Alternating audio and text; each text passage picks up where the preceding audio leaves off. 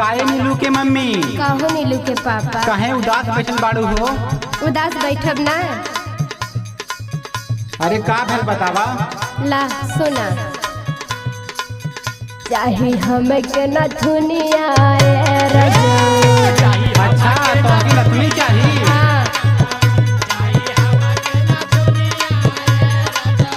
अरे रजऊ अरे रजऊ अरे रजऊ चाहे हमें के नथुनिया रजऊ।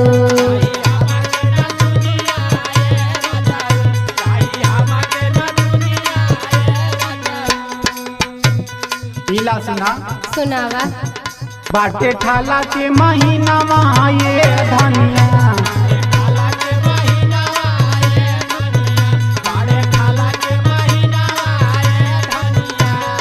ये धनिया यार ये धनिया यार ये धनिया बाटे ठाला के महीना ये धनिया।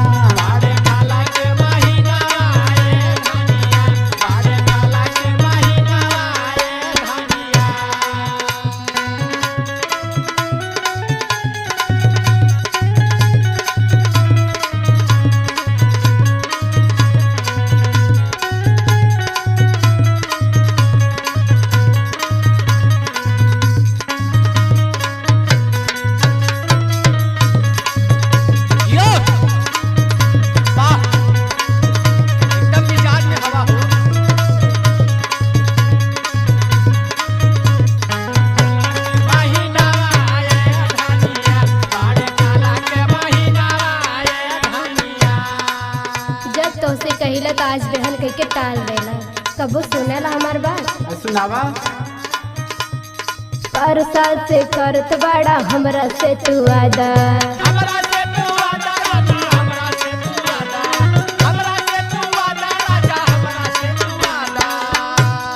काम धाम कुल काम भइल बा खर्चा हवे ज्यादा।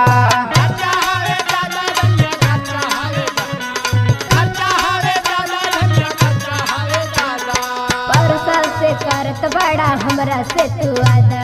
काम धाम कुल काम भइल बा खर्चा हवे ज्यादा। हमें के झूलनिया रजऊ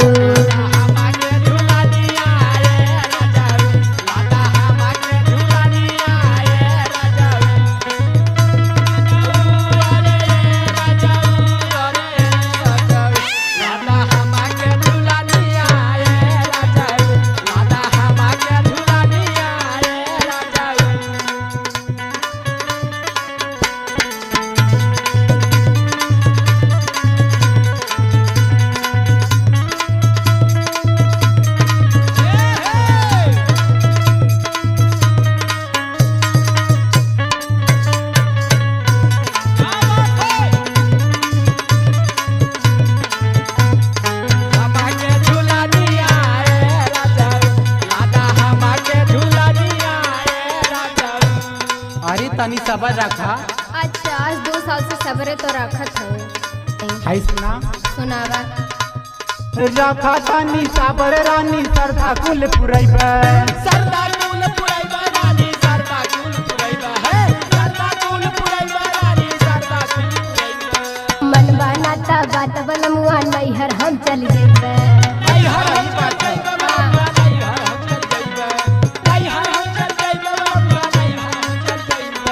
रखा तनी साबर रानी सरदा कुल पुरैबा। मन बनाता बात बनमुआ नैहर हम चल जेबे। ला देव कामर कर धनिया ये धनिया।